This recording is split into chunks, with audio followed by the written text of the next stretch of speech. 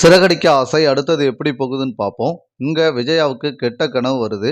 அப்ப அண்ணாமலை நல்லா அசந்து தூங்கிட்டு இருக்காங்க பக்கத்துல. இங்க விஜயா தூங்கிட்டு இருக்கும்போது பார்த்தீங்கன்னா, "ஐயோ! என்னை விட்ரு விட்ருன்னு" கத்துறாங்க விஜயா.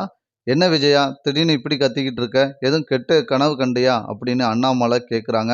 "ஆமாங்க, ஒரு கெட்ட கனவு கண்டேங்க" அப்படின்னு விஜயா சொல்றாங்க. போய் தண்ணி குடிச்சிட்டு வந்து படு. அப்பதான் நல்லா தூக்கம் வரும்" அப்படின்னு அண்ணாமலை சொல்றாங்க. இத கேட்ட விஜயா கிச்சனுக்கு போயிட்டு, சிவப்பு சேலை எடுத்து கட்டிட்டு உள்ள படுக்குறாங்க. "என்ன திடீர்னு சிவப்பு சேலையில கட்டிட்டு படுத்துருக்க?" அப்படின்னு அண்ணாமலை கேட்குறாங்க. கனவுல என்ன கனவு கண்டாங்கன்னா, நம்ம அண்ணாமலைக்கு நம்ம விஜயா இறந்த பிறகு வீட்ல உள்ளவங்க எல்லாரும் சேர்ந்து கல்யாணம் முடிச்சு வைக்கிற மாரி கனவு கண்றாங்க. இது உண்மையா நடந்துருமோன்னு விஜயா பயப்படுறாங்க. காலையில பார்த்தீங்கன்னா, நம்ம ரோஹிணி பார்க்குறாங்க நம்ம விஜயாவ.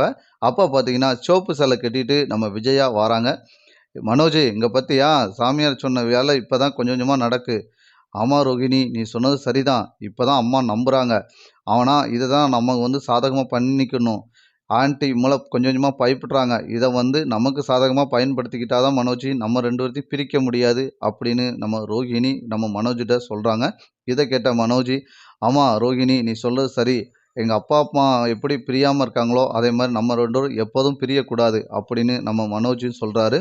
இங்க பார்த்தீங்கன்னா, நம்ம பார்வதி அம்மா வீட்டுக்குள்ள வராங்க. "விஜயா இல்லையா?" அப்படின்னு கேட்குறாங்க.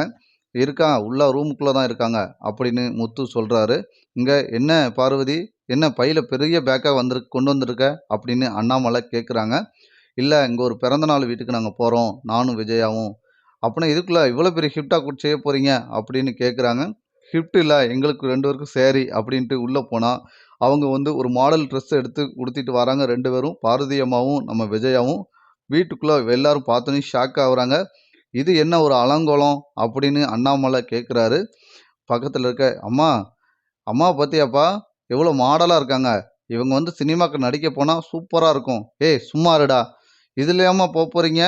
அப்படின்னு கேட்குறாங்க. பிறந்த நாள் வீட்டுக்கு. "நாய் பின்னாடி தொரத்திராம" அப்படின்னு மனோஜ் பக்கத்துல இருக்க முத்து சொல்லியிருந்தாரு. இத கேட்ட மனோஜ் சொல்றாரு நம்ம முத்த பார்த்து, "ஏய் அம்மாவ எப்ப பார்த்தாலும் கிண்டல் பண்ணிட்டு இருக்காத. இதானே உனக்கு வேலை?" அப்படின்னு திட்டுறாங்க. உடனே விஜயாவ பார்த்து அண்ணாமலை கேட்குறாரு, "விஜயா, நீ பாரு ஒரு வித்தியாசமா இருக்க. நான் சின்ன வயசுலேருந்தே இப்படிதாங்க கட்டிட்டு போவேன்." அப்படின்னு சொல்லிட்டு பார்வதி அம்மா இவங்களும் கிளம்புறாங்க. எங்கன்னா சிந்தாமணி ஃபங்ஷன் வீட்ல இப்ப வசமா சிக்குறாங்க ரோஹிணி. காரணம் என்னன்னா, அங்க சிந்தாமணி வீட்டுக்கு வந்த ஒரு அம்மாக்குடைய நகை தான் நம்ம விஜயா அணிஞ்சிட்டு போறாங்க. இந்த நகை குடுத்தது இப்ப ரோஹிணின்னு தெரிய வரப்போது. இப்ப விஜயா எல்லாரும் மாட்டி ஜெயிலுக்கு போறாங்க. அடுத்தடுத்த எபிசோடு இப்படிதான் நண்பர்களே போகப்போது. இந்த கதை உங்களுக்கு பிடிச்சிருந்தா லைக் பண்ணி ஷேர் பண்ணுங்க.